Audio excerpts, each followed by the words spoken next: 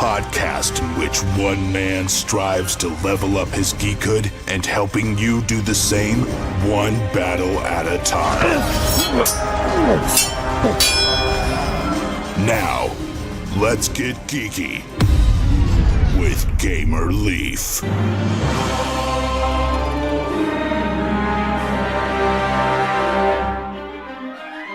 Set in the vast medieval kingdoms that controlled the western Mediterranean Sea, stretching from northern Spain all the way to southern Italy. As the monarch of one of these smaller kingdoms, you seek to prove your worth as a ruler and claim the vacant throne. To do this, you have to fight for control through military conquest, negotiating the politics of the noble court, and making investments to develop your economic might. Only a skilled tactician capable of managing all three spheres of influence can win the Crown of Aragón. Did that sound familiar to you guys? It didn't to me neither, but this is a story of Crown of Aragón, a new game that's currently on Kickstarter, and tonight we're lucky enough to have on the creator mastermind behind this great game, James. Is that correct, James? Is that how you fit into line with Crown of Aragón? Yeah, so I came up with the original concept for the mechanics, and I'm kind of like the leading designer behind everything to do with the game. Cool, awesome. Well, so thank you so much for joining us on Getting Geeky with Gamer Leaf. We really appreciate it. Oh, I appreciate being here. Thanks for having me. No problem. So before we get into this great game that you came on here to talk about, let's rewind a little bit if we could. We don't have to go back too terribly far, of course, unless you were born into tabletop board games and card games and whatnot. But how did you get started into playing tabletop board games, James? That's funny. I actually did kind of get born into it. So both my parents were really into games. They like chess and Monopoly and stuff like that. So I designed my first game when I was 6 years old. I really liked Legend of Zelda, and I wanted like a real life version of it. So I designed a LARP, basically, that was based around Legend of Zelda. Obviously, I didn't know what any of that was at 6, but it was very fun. And then around 8 years old, I went into my first game store, and I picked up a copy of The Mighty Fortress from Games Workshop for Warhammer Fantasy. I convinced my parents to buy this castle for me. And then I just kept getting obsessed with games, HeroQuest, Warhammer 40K. And I just kept doing it. And then when Magic came out, I was all over it. And so over like the past, 25 years now, I've been in this industry, playing and designing and doing stuff. And then this is finally my chance to do my first game of my own, I suppose. Awesome. So minus Crown of Aragón, because if I let you pick your own game, who knows what my audience would do to me. So minus that, what's your current favorite game? Well, my second favorite game, no, seriously though, my favorite game is Cosmic Encounter by far. I've always loved that game. I always will love that game. I still play it as often as I can. So yeah, Cosmic Encounter, it's like the whole reason I'm really into games and game design. Okay, awesome. I know I've heard the name or whatnot, but never played it or seen it in real life. Per se, there's somebody else out there like me that hasn't seen it or know anything about Cosmic Encounter. What can you tell us about that game, James? Well, so I would say that the thing about Cosmic Encounter is that it's basically a multiplayer chaos game where there's a lot of negotiation and meta gaming involved in it, but each player is essentially a alien race that wants to conquer the galaxy by colonizing other people's planets. So you do that by, on your turn, attacking a random other player, and then you try to get other people to ally with you to attack, or if you're the defender, to get to defend with you.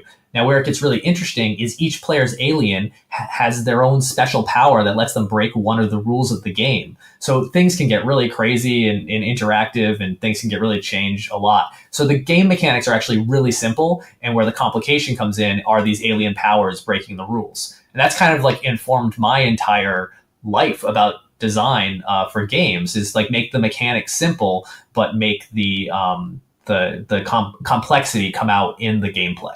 Awesome. So being a designer and all, if you own the rights to Cosmic Encounter, what would be one thing you would do to fix it or make it a better game, do you think? Oh, that's tough. I mean, it's with Fantasy Flight right now, and they've done a lot of great stuff. I think what I would do is I would just make the wording on all of the cards and alien powers more consistent, so that it's more parsable by the average person to kind of see how all of them interact. Like right now, it's very clear that some of the rules on some of the powers on different alien cards were written by different designers, and they're not using like a shared vocabulary. So every card has to be parsed as like English. So then there's translation issues and stuff. So there's like this whole industry of people on, not industry, but like this whole group of people on like Board Game Geek, for instance, that really spend a lot of time answering all these rules questions and making sure that everything is organized and playable. So I think that would be the thing I would really do, is I would give them, do some kind of like rules document, like comprehensive rules document that covered everything, so they could use more, keywords and just simplifications to make the way the rules work more clear. Okay, awesome. So yeah, we try to do a podcast around here. So if anybody that has anything to do with development or updates to that game is ever listening, you heard it here first on Getting Geeky with Game Relief. What James would do to make Cosmic Encounter one of his favorite games a little bit better, maybe. So that's awesome. Now the real reason you're here, James, is to talk a little bit about, well, word on the street is you have a new game on Kickstarter. What can you tell us about Crown of Aragón? All right, so Crown of Aragón is like this labor of love of mine. I was traveling as a professional Magic player, and I just had a lot of time in airports and restaurants or in hotel lobbies, and we would want to try to play a game that was strategically deep, and we would start playing Magic, of course, and you just would never be able to finish a game in the time allotted. So I started working on this design to try to come up with a game we could play, and that if we had to pick it up and stop, we weren't going to feel like we wasted a bunch of time, and also felt like we'd come to a conclusion of the game in that amount of time that you have, like while you're waiting for your food at a restaurant or whatever. So that's kind of how it started. Now, what it is basically an area control game played with cards. So there are 3 different types of cards. There are economic cards, military cards, and political cards. And each card has a strength and a ability sometimes. They don't all have an ability. So you play the cards on your turn into different areas. And then using their abilities, sometimes you'll get to play extra cards, or sometimes they'll let you do other things. But the thing is that you put the cards into that area, and then it'll give you strength in that area.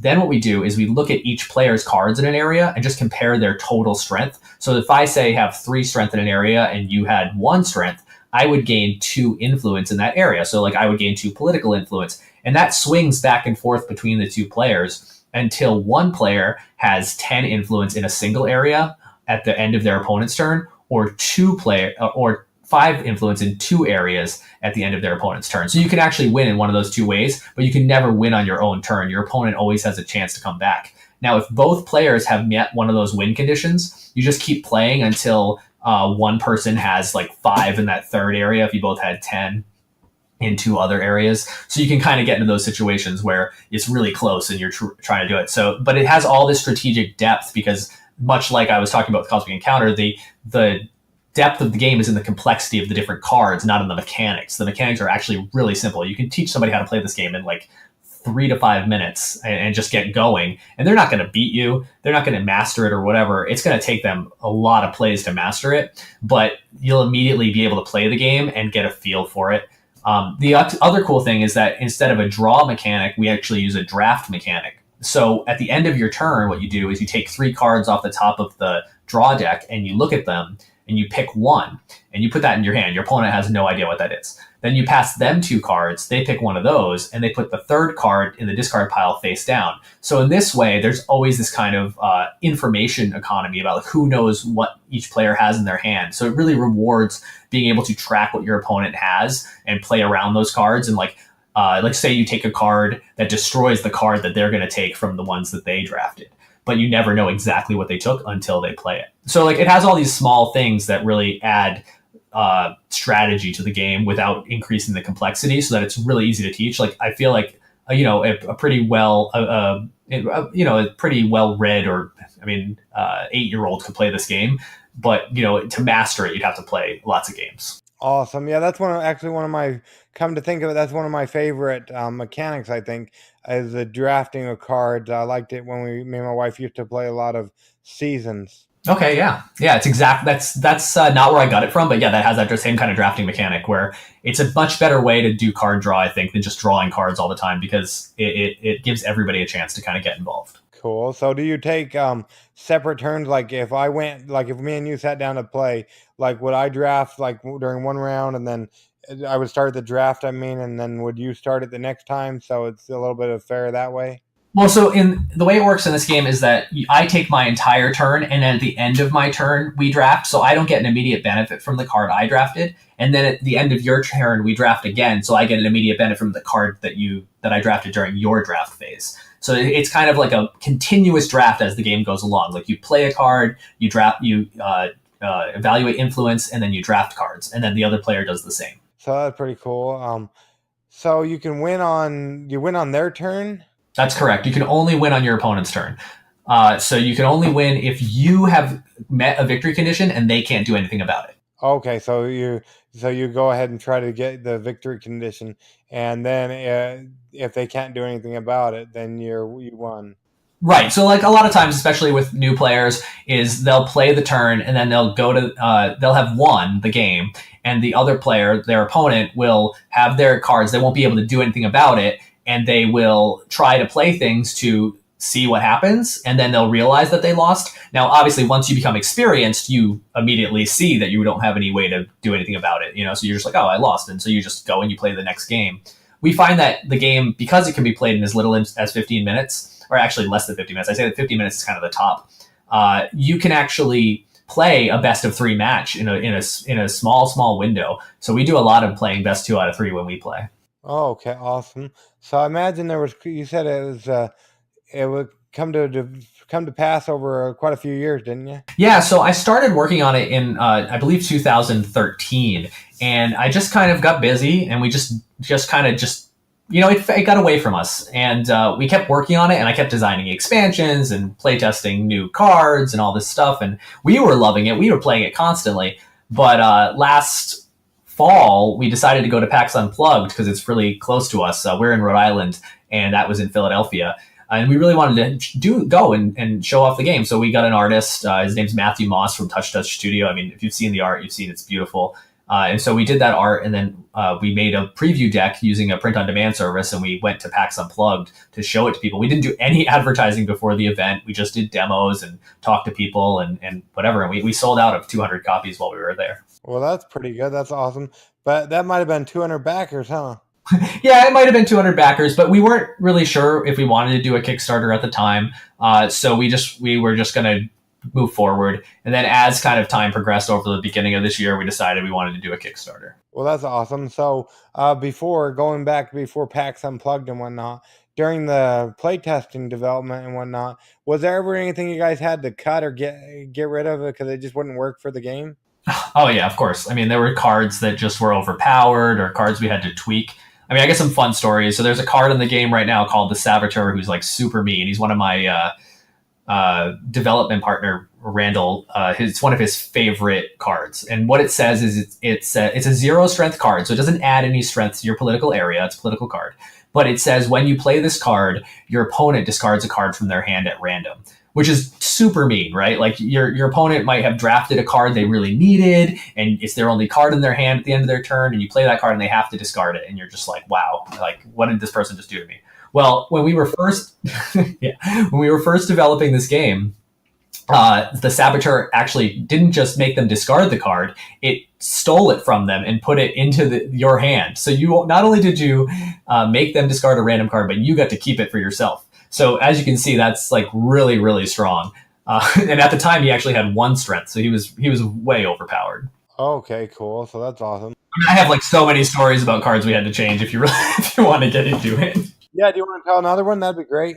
Yeah, I'll tell you another good one. So there's one card in the game called the Library, and it says that during your draft phase, you get the first card that the other player didn't draft. So as I said, when you're drafting, you draft 3 cards. And so normally the card your opponent doesn't take gets discarded, but with the Library, you actually get to keep it. Well, in playtest, that card has gone through like 7 names. So players that have been playtesting with us will constantly think that the card is a different card because it was called the Monastery, it was called the Farmland, which is actually the name of a card in the game right now. It was called oh gosh, so many different things. And so as a result, it's often one of those things where when you're playtesting, you'll play the card and the opponent will be like, wait, why are you getting the thing? I thought you played a farmland. It's like, no, I played a library. It's like, oh man, I got it all wrong. But when we were going through and theming the cards to be more consistent, we had to change its name to library from monastery. We wanted to save monastery for later, and from farmland, because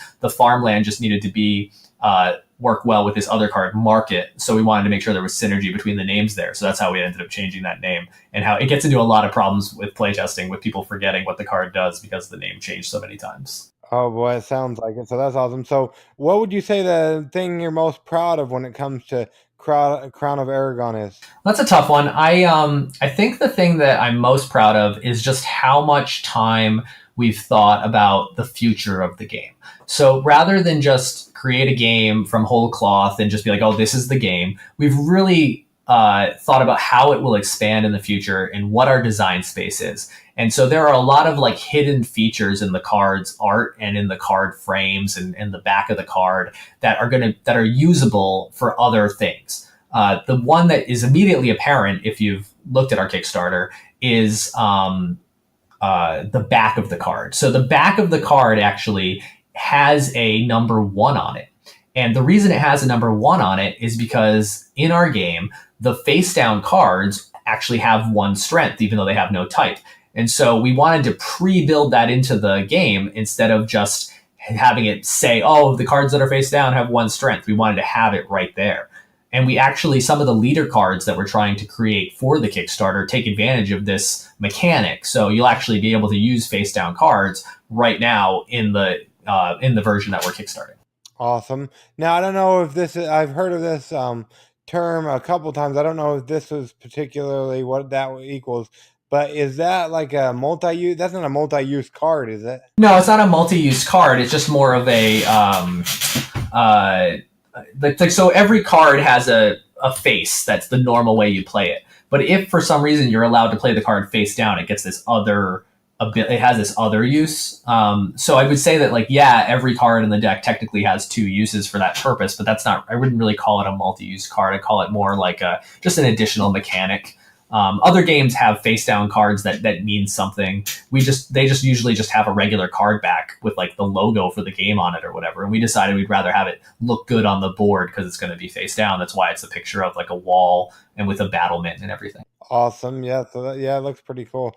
Just looking at the Kickstarter page, and we'll make sure we leave links in the show notes so everybody they don't have to necessarily type it in, but they can go ahead and check out the Kickstarter. So you said you just decided one day to go to PAX Unplugged to check it out. How did you know that the game was ready? I guess I just knew that we'd shown it to a lot of people. We'd played it a lot, and we just liked it. I mean, the thing is I'm a really picky gamer. Okay, I've been gaming for so long, and I just know what I like, and I know what's good and what isn't.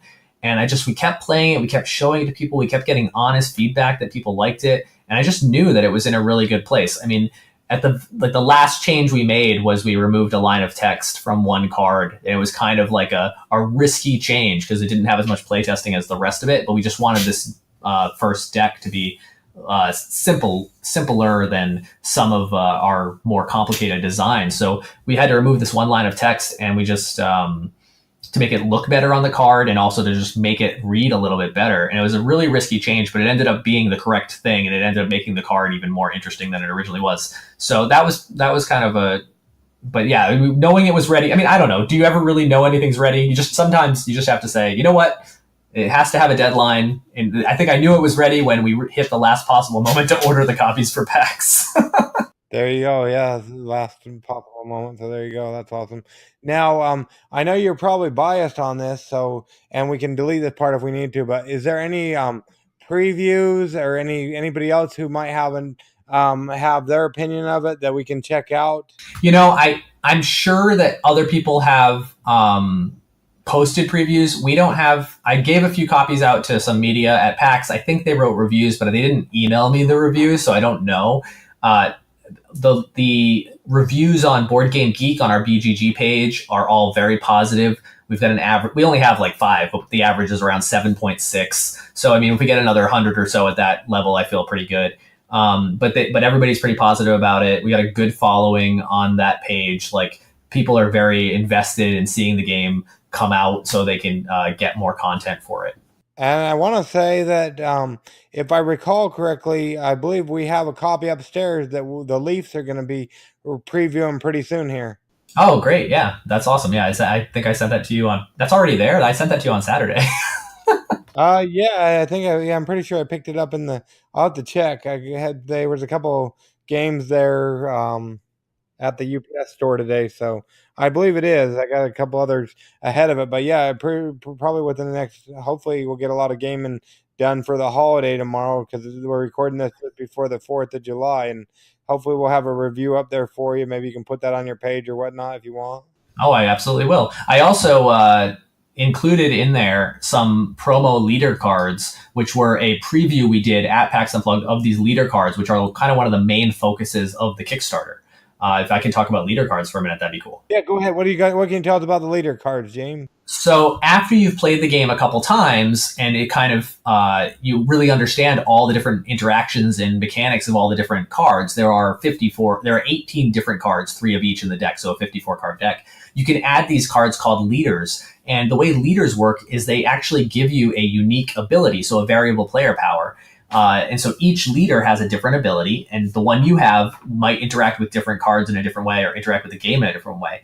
And so that ability is usually quite strong. So if at any point in the game you want to give it up, on the back of your leader card is a regular card that you can play in one of the 3 areas. So the 3 promo ones were events. And so when you gave up your leader ability, you would just play that event and discard it and get some big effect. But with the leader cards we're actually making as part of this Kickstarter, you actually can give up that ability and get a card that you play into an area that actually gives a permanent effect on the game from then on out. Well, at least until your opponent destroys it.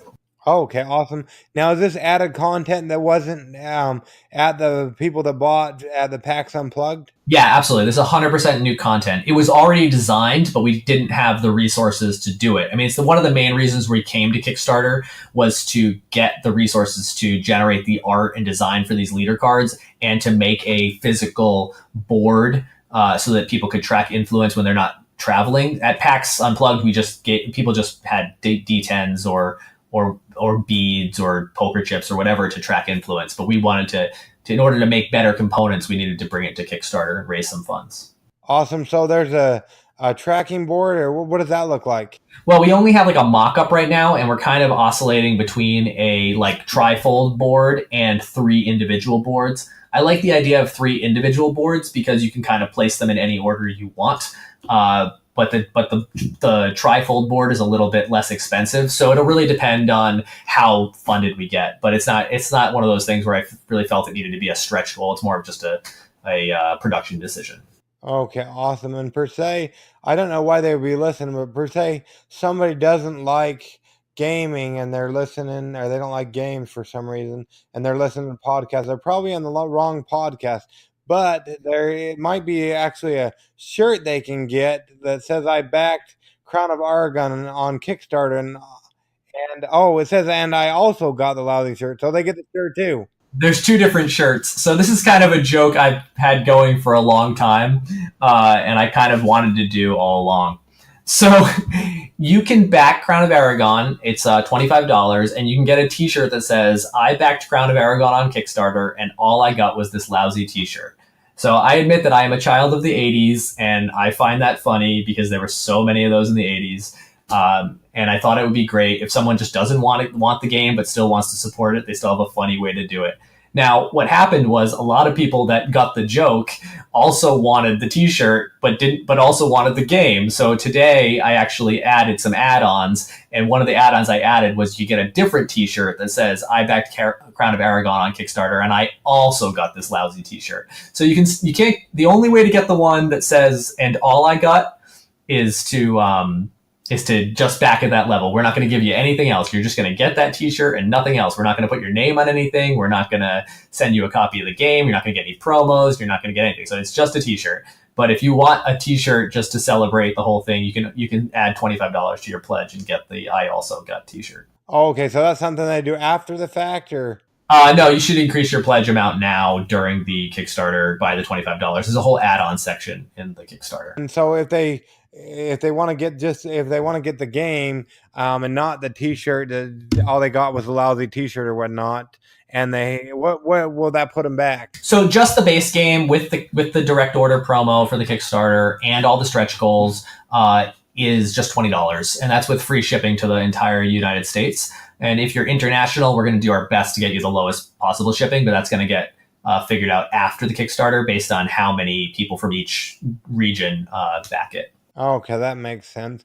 Now, per se, somebody's fallen asleep, James. It wouldn't be because of you or your great game. It'd be because of me and my podcast. Sometimes our viewers, well, they've never confirmed it, but sometimes we joke, but maybe it's the truth. Sometimes they fall asleep because at the time of this recording, we're just barely the first part of July, and we've already released 101 episodes for the year. So sometimes they get tired of hearing me drone on and on. But now they're suddenly jolted awake, so they don't hit the oncoming traffic, and you have their full attention. Why should they take a chance on Crown of Aragón, especially with all the other great games that are out there on the Kickstarters currently? I'd say the main reason is because there hasn't been a really great two-player game that packs up so small and can be played so quickly. So if you have a significant other or a friend and just have a little bit of time, maybe on a lunch break or while you're traveling or just before dinner, this is the best game that I know of to play in such a short period of time with two players. You're going to get so much replayability out of it. You're going to get just a ton of fun, and it's way more than $20 worth of fun. I've played the game hundreds of times, and I'm still surprised every time I play it. So I think that no one who buys this game who is going to be disappointed. And this is probably the best two-player game there is that can be played in under 15 minutes. Well, there you go. And are you on any other podcast talking about it? Not yet, but I got some other interviews lined up. I'd let you know if I knew. So I guess it depends. It really depends on when I release this. If I release it soon enough, I might be able to say, you heard it here first on Getting Geeky with Game Relief. That's right. I think that's totally a fair statement. There you go. Awesome. So if per se, like maybe they're just tired of my voice, I don't know why they're still sticking around, but hopefully they like it. But they've been, like we said, they jolted awake and they want to hear you talking with this about Crown of Aragón with somebody else besides me. I don't know why they would want to do that, but per se they do. Which podcast will we be able to catch you on later on, James? The next one I have lined up is called Bored with Friends. And that's actually a podcast run by some local guys here in Rhode Island. So I'm pretty excited to be on that one. Okay, Bored with Friends. Cool. When do they usually release their content, do you know? It's about once a week. Once a week? Okay, so not as much as we. So we better hurry and get on it then, I guess, so we can say that. But anyways, let's see here. Now, I don't know. I'm not sure if you've gotten a chance to listen to our podcast, and either way, that's okay. But the next portion of our podcast is called Adventures in Application Acquisition, where we talk about an app, be it for your cell phone, your tablet, your computer, or even a video game. And it doesn't even necessarily have to be related to board games or two-player games or anything for that matter. Just an app you use a lot of. Is there an app you use a lot of we can talk about for a moment, James? I don't know about an app. I've been playing a lot of this one video game. Okay, what video game is it? We can talk about that. It's called Sea of Thieves. It's pretty popular right now, I think. Okay, per se, somebody lives under a rock like I do. What can you tell us about Sea of Thieves? So Sea of Thieves is an open world game you can play on Xbox or PC where you get to be a pirate. So you just are a pirate. You have a sword and a pistol, and you go and you dig up treasure chests and you sail your ship.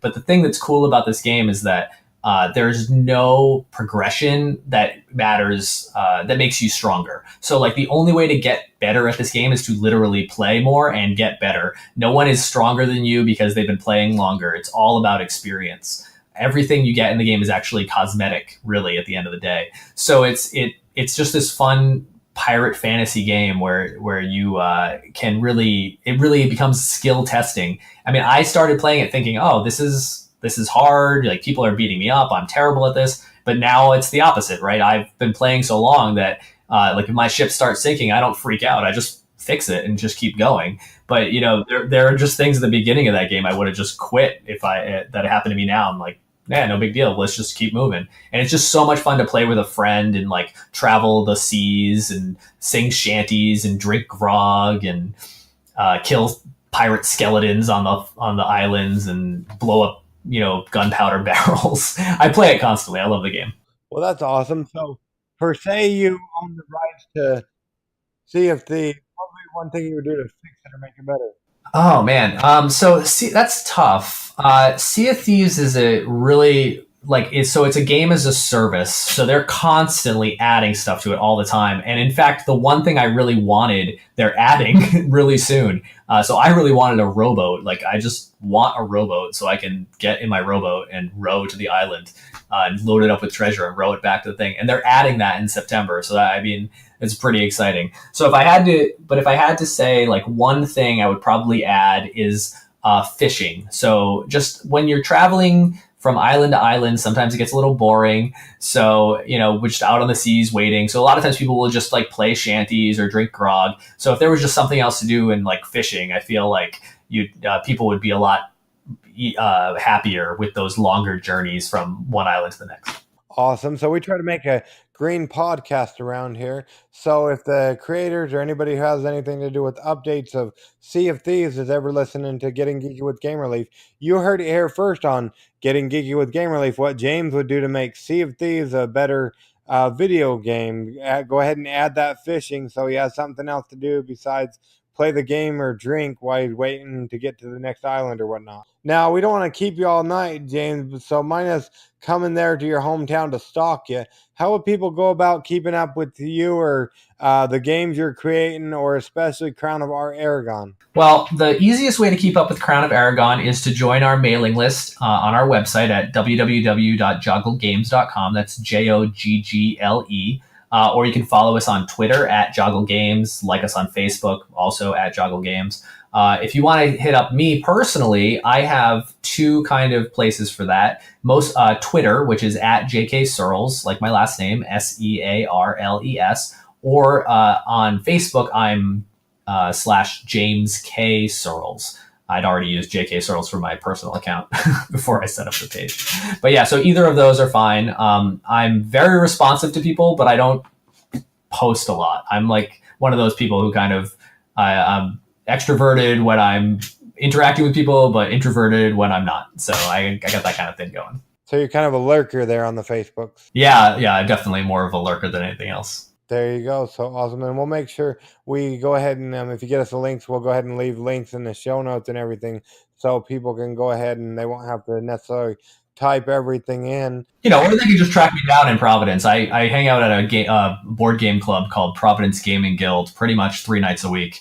So I'm easy to find. Well, there you go. You can do that as well. I was going to ask, so how did you come up with the name Joggles? What does that deal with? So Joggle is this really, so this is an interesting story. So I had a friend, his name was Joe Moriello. He's a really big supporter, and he's actually in the video game design industry. And so him and I were going to create a video game publishing company. And we were just brainstorming names, and we wanted a name that started with J because both our names start with J. And we were looking through English words that weren't used and didn't have like domains registered or whatever. And we ended up with Joggle. And so Joe moved on to some other projects, but I kept the name because I was using it to publish video games and work with Microsoft on video games. And so that's kind of how that name stuck around. And I just like the way that it sounds fun. It's like a fun, it just implies fun to me, Joggle. So you talk of video games. Do you have video games out there too people could check out? No, they were made for Windows Phone a long time ago, so they're not really games anybody played or whatever. They were all done as kind of like white box, we call it. So they were not branded as Joggle Games. They were just branded as Microsoft games. Oh, okay.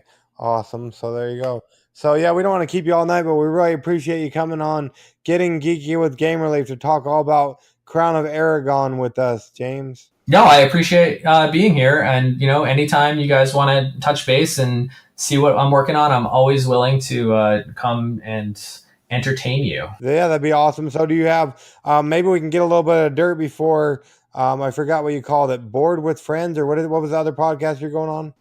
Board with Friends, yeah. Okay, oh, that's good. I have a horrible memory, so that's good. I got it. So maybe you can share us with some dirt before you go on with them. Do you know what you're working on next? I do know what I'm working on next.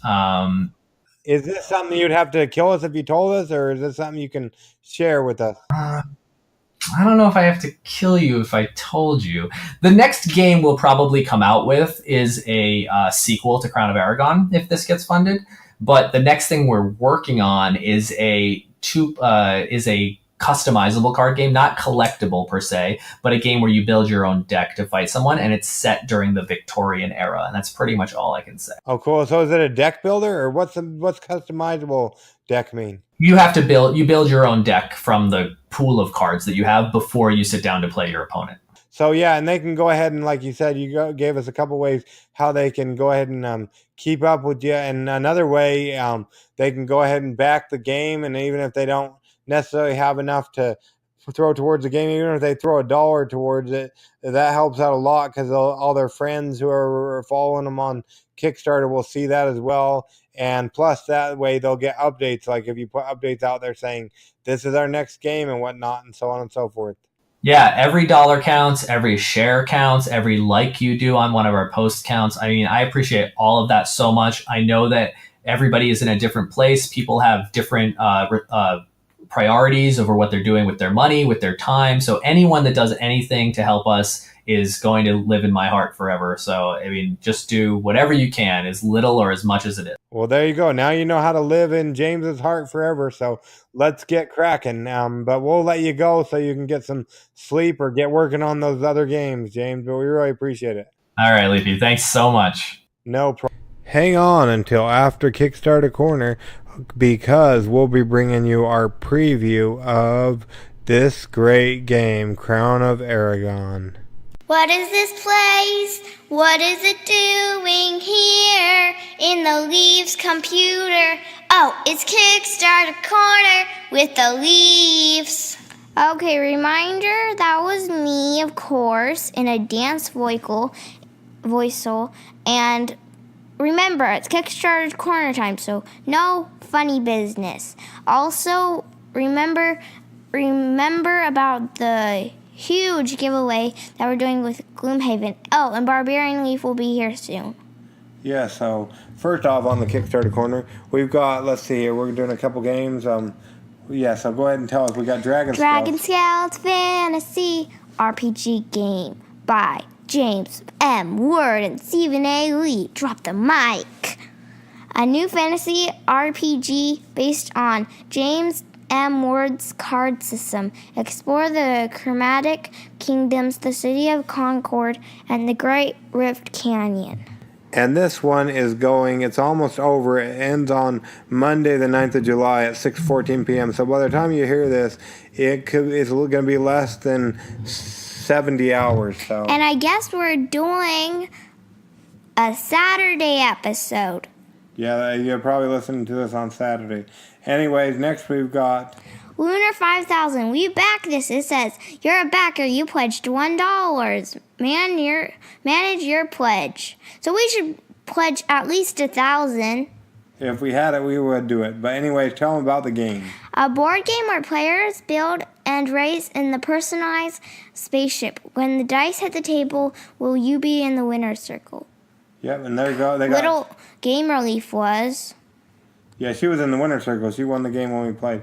And they've got about 5 days to go going through. When you hear this, they'll only have 4 days. It'll be on Thursday the 12th. Yeah, so they're ending Thursday, July 12th. So around 4 to 5 days. So let's get back and so we can make this great game a reality.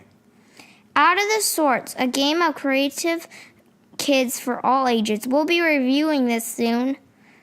A beautiful laser engraved mix and match game designed to encourage creativity, imagination, and tons of fun. Didn't you and your sister play this game today? Yeah. How'd that go? Well, we didn't play it today. We played it yesterday. I saw you and your sister took the box out of my room at least. We ran away with it, and there are 2 different kinds, the animal and the robots. And we played the robot one, but yeah, it looks like a pretty fun thing. So you're matching the animals or robots And it's a really beautiful, like I said, beautifully engraved on the wooden pieces. It was awesome. But they're kind of a little creepy. Not really. I liked them. I like the animals better. Well, we played the robots, but anyways, it was a pretty good game from what we got. And like I said, we're going to go ahead and review or preview that. They are over halfway to their goal, and they're going through. They're going on for 11 days when you hear this. Yeah, going through Thursday, the 19th of July. So definitely check that one July out. 19th. That's what I said. And then we've got Vikingjarl. The board game, an exciting strategic board game about Vikings. Norse mythology, warfare, trade, and building settlements. Played by Norwegian Vikings. Well, it was made by them, but they've played it because they had to play test it. I wonder if they're really Vikings. Well, that's what he said. We had him on the show a little bit ago. You'll have to listen to that, Princess. We'll leave the links in the show notes. For sure. And they're getting close to half their goal. They're going through the 20th of July, so they got about 13 days. So they have 12 when you hear this. Unless you're listening to it right now when we publish it on Friday. Or Saturday. It's coming out Saturday morning, so 3, 4, 5. And there's a giveaway. Board Game Stories is doing a giveaway for the same game we just talked about. Vikingjarl and Theosis, and they're going through what they have a day. They have the same day. Well, 10 days left, so make sure you get on that. And they have 2, and you could be a listener or a podcaster. I don't know about that. But yeah, so check that out. There's two people will win one great game each, and then we got this one. Bringing HLG Con to the next level. High Level Games is holding a convention in Atlantic City. Are you near it or in it? Well, get ready for the game. Con. They want to have the best material on hand to create an awesome experience. This one, when's the con happening, Princess Leaf? October 12th through the 14th on Dad's birthday month. Yeah, my birthday month, so that's pretty cool. Yeah, so they're doing LARP, tabletop, card games, board games, and great vendor and room rates. Click to learn more. We're going to do it. I can't click to learn more, but that's what the thing says. The computer is a liar. Or the picture, at least. Anyways, and even if you can't make it to this great con... Just be prepared. There's great advertising options as well. So check out the Kickstarter that's going now through... Thursday, 26th of July. Wait. Yeah. Yeah, so check that out, and let's see here. I think we're going to bring Barbarian Leaf on. Wait, I have to say something. What is this place? It is with Barbarian Leaf and Princess Leaf. Oh, won't you come with me to the place where we play board games? Interesting. Drop the mic. Drop the mic. Princess Leaf just dropped the mic to go get her brother Barbarian Leaf. Bye, guys. See you next year. Okay, so Princess Leaf just dropped the mic so Barbarian Leaf can come in and finish up doing the Kickstarter Corner with me. Next year I'll come back. She'll be back next year, if not before then. Welcome to Kickstarter Corner, Barbarian Leaf. Thank you for joining us. You're welcome. Awesome. So, we've got a couple more things that me and Princess Leaf didn't cover. First off is a Casual Game Revolution, and they're doing their 7th year Kickstarter countdown that's going on now. We are getting ready to launch our 7th year on Kickstarter. Come back to this page to July 10th, 2018 at 9 a.m. We already know what it is. Yeah, 9 a.m. Arizona time. No, year.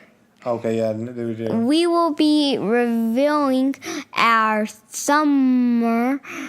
this year, 2018 cover, which will have custom artwork like you've never seen before. We will also be providing amazing deals on subscriptions and sponsorship package for 2 weeks only. Yeah, so 2 weeks only. So at the time of recording, they have 3 days, 12 hours, 29 minutes, and The seconds keep changing. It's at 25 seconds now. But yeah, you go ahead and you can go to this page. We'll leave links in the show notes. They can sign up for the newsletter and they'll be notified on launch. You put your email address in there. And I'm going to tell you, I've seen the newest episode that's not released yet, and it is awesome. Go ahead. Put your email address in it now. There you go. You have to. It's good. Yeah, so make sure you leave your email address there. And then next, we've got... Give me 1 second.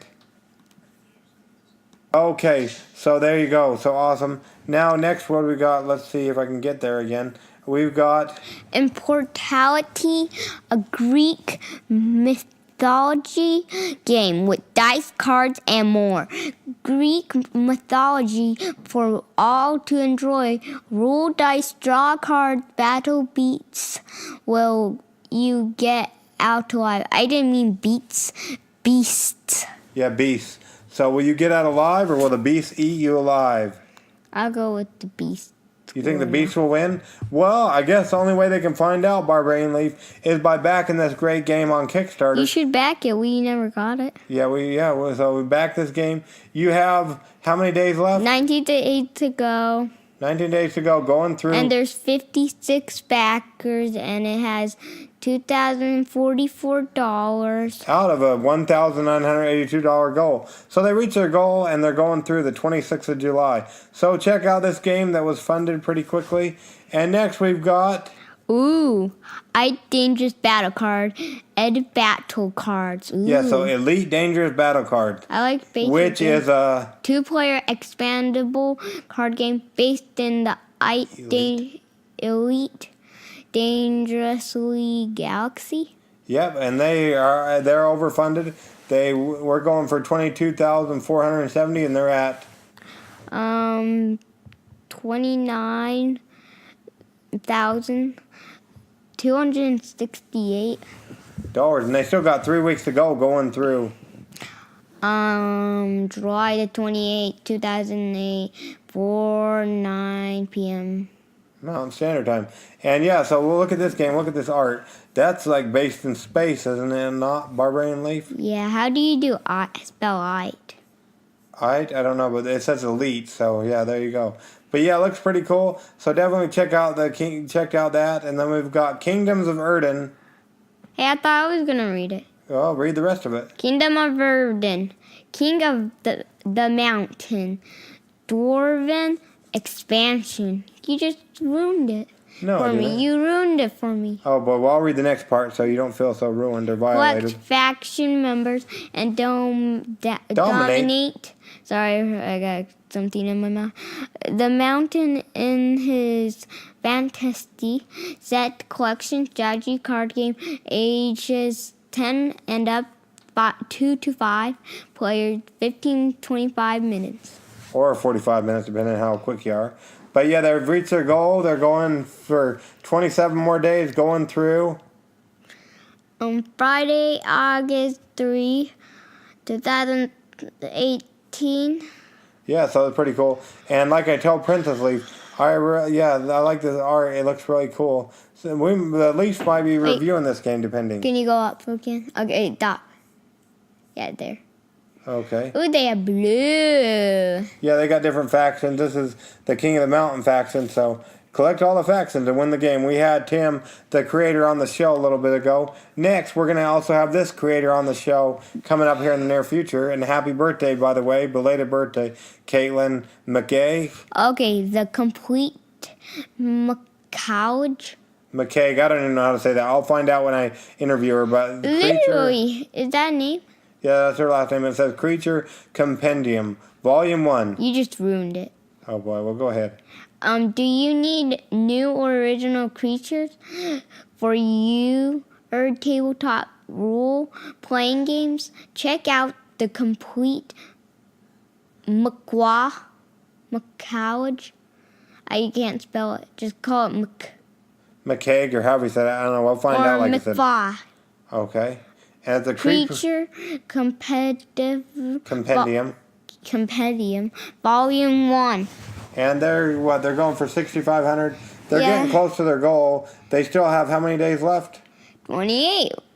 And yeah, they got new monsters for your role-playing games. They're going through Saturday the 4th of August.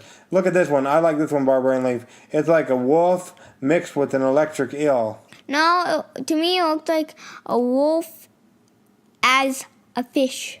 Yeah, so an eel, yeah. So it's like monster mash. They got these monsters all mashed together. See, wolf eels. Well, eels are in water, so yeah. And there's a lot of different things you can get. Fishers in water and octopus are water. Well, yeah, look. Look, that's a frog. I don't know what that is, but it's it pretty has cool. frog feet. Yeah, so they got different. Yeah, they have a wolf reptile? Yeah, that's what it is. A wolf Mexican eel. Oh, well, where are the funds going? What the heck is that? That's like some kind of lizard. Is that a bird? Or a chameleon. It's a bird. It got bird face. Well, there you go. So awesome. Yeah, so definitely check out the Complete McCaig Creature Compendium, Volume 1. And then next, last but not least, is... Arsenal Transforming Deck Box Cloth Mat. Yeah, A deck box with room for at least 130 double-sleeved magic card dice and even cloth mat. Yeah, they're going for quite some time. Going through the 18th of August. There's just a couple people. Maybe you should back it. Yeah, we got to help them out. But anyway, check out this video, Barbarian Leaf. It shows you. So they got the mat. It's in the mat goes into that nice little box. What do you think? It looks nice. And you can play your cards on the mat so they don't stick to the table or you don't have to put them on the floor. So yeah, it's kind of cool. Yeah, I like that. So yeah, definitely check that out if you're into any kind of card games. And now, is that all? That's all. That's all she wrote. So, Barbarian Leaf, thanks for joining us on Getting Geeky with Gamer Leaf. Stay geek, be geek, stay geek. Bring other to the geek fold. And he'll catch you on the flip side. We'll talk to you later, Barbarian Leaf. Out. I still got a review to give, but we'll catch you later. Thank you, Barbarian Leaf. No, my name's Gamer Leaf. You're big Gamer Leaf. Oh, there you go. You're big. So middle, but you have to be middle because little Gamer Leaf is not little. No, I'm Gamer Leaf. Gamer Leaf out. There you go. Well, I guess he's gone and left us. So now it's that time I promised you, in which I'm going to go ahead and give you our review of what the game that we talked about earlier with James from Joggle Games, the Crown of Aragón. Now, I sat down and played this twice today. I was still learning it the first time, so that's why we didn't have Barbarian Leaf on it, because it took a little while, because I was still learning the ropes. But it was an awesome game. I really liked it. But let's first, after I did that with him, I sat down with Wizard Leaf, and we played the game. And he had some thoughts on it. So I'm not sure. Let's see. Yeah, I'll give you Wizard Leaf's thoughts for it while I'm compiling mine. And then I'll give you mine. So when I asked Wizard Leaf, what were your overall thoughts of this game? He said it's enjoyable to play, but he didn't care too much for how the drafting mechanism was put into play. He would have just preferred implementing a drawing mechanism instead. I also talked to him about it, and it would also work if you drafted all the cards from the beginning of the game. That's another way, kind of like how they do a little bit in Seasons, which we really like. And then I asked him, will you play this game again? And Wizard Leaf said, probably if the opportunity ever comes up. Well, you know what? The opportunity will probably come up because I really like this game. But enough about my review until I get done with Wizard Leaf's. And if you had the money, would you back it on Kickstarter? I asked him. And he gave me a positive yes. And then I asked him, what did you think about the presentation? He said it was pretty good art. He would like better influence trackers, which, to my understanding, this is me talking now, they will be better when the project funds. So we got just some printed out piece of paper because it was a prototype, so keep that in mind. But other than that, it sounds like Wizard Leaf really enjoyed his experience. Now, I sat down to play this game twice today. Quite a while. I don't remember what time we sat down. Sometime after my nap with Barbarian, and I sat down with Barbarian Leaf and played for quite some time. It dragged on because I was still learning a little bit, and we each had to learn the rules, well, find out the cards, because I'd never seen the card before. We missed some things and got some things wrong. Luckily, James was there to answer any questions we had. But overall, I think I really enjoyed this. So let's go through my interaction with the game from the get-go. First off, the tuck box. Now this tuck box was, need I say, hard for me to get the cards out. Luckily, I had Lady Leaf who was able to help me get the cards out. So if I was to make one change to this game, that's what it would be, as I had a hard time getting the cards out. But I'm not going to complain. Everything else was superb in my opinion. I really liked the art. The art is amazing on the cards. It was really cool. Just looking at the different pictures and whatnot. So I thought that was cool. Like Barbarian Leaf said, like Wizard Leaf said, I mean. The influence trackers would be awesome if they have some cool influence trackers. So hopefully they'll get those for the campaign when it funds. And also, we didn't have the little crowns. I believe you get crowns when you go ahead and so you can track your influence. So we didn't have those, but those would have been nice to have. We used some other trackers that we had lying around, so that was cool. And then it's a really fun game. A lot of topsy-turvy and stuff going on in this game, as I thought I was going to win, and then with Barbarian Leaf and so on and so forth, and then with me and Wizard Leaf I thought I would have it, and then we ended up running out of cards. They might include a little bit more cards or a little less of the same cards. Change up the card. Maybe there'll be expansions, maybe not, I don't know. But overall, I really like the game. I will play it again. I played it twice in one day. You don't get that from Barbarian. Hey, I'm not Barbarian Leaf. He had me fooled too, because he was calling himself Gamer Leaf. But with me, Gamer Leaf, I don't usually play the same game twice in one day. But with this one, I did. And I loved it, people. I loved it. So if I would ever play again, you can bet your bottom dollar I would play it again. And then, will you back this game on Kickstarter if you had the money? Most definitely. I'd also recommend you back this game on Kickstarter so we can make the project fun. And like I said, the presentation, I love the art, the presentation or the trackers to track your influence. I would update that, so that would be cool. And then also, yeah, so I would do that. And then also the boxes, the tuck boxes, I would change them a little bit up. But otherwise, I would give this, probably 9 out of 10 leaves if I had to choose. I'll have to sit down with Little Leaf and Princess Leaf. I don't know what they would think. But anyways, I would definitely go ahead and at least check out this campaign. I remember last time we were talking about it on Kickstarter Corner, Princess Leaf said she liked the art. It reminded her of Robin Hood, so I would have to say the same thing. They've got less than 3 weeks to go for their goal. They're ending on the 27th, which is a Friday of July. So definitely check out this game, and if you slept through the interview for any reason, go back and listen. And this is our review of Crown of Aragón. I hope you will go ahead and back that on Kickstarter. It looks like an awesome game. I'm really looking forward to seeing what they can come up with the influence trackers. Because, yeah, they have little pieces of paper right now, but I'm hoping that those will be updated, because this game is awesome. Oh, there's also leader cards. I didn't put the leader cards in. We did get some extra leader cards with our thing, so I'll have to go in and play with those. And then I absolutely love the t-shirts. My favorite one is I backed Crown of Aragón on Kickstarter, and all I got was this lousy t-shirt. So there you have it. Definitely go check out Crown of Aragón.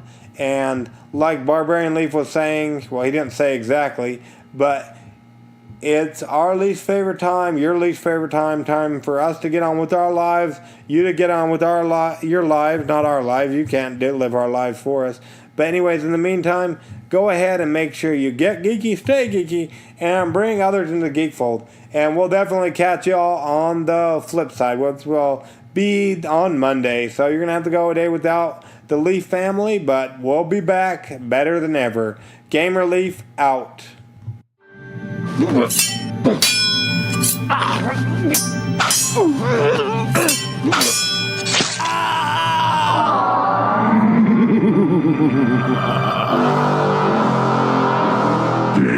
over.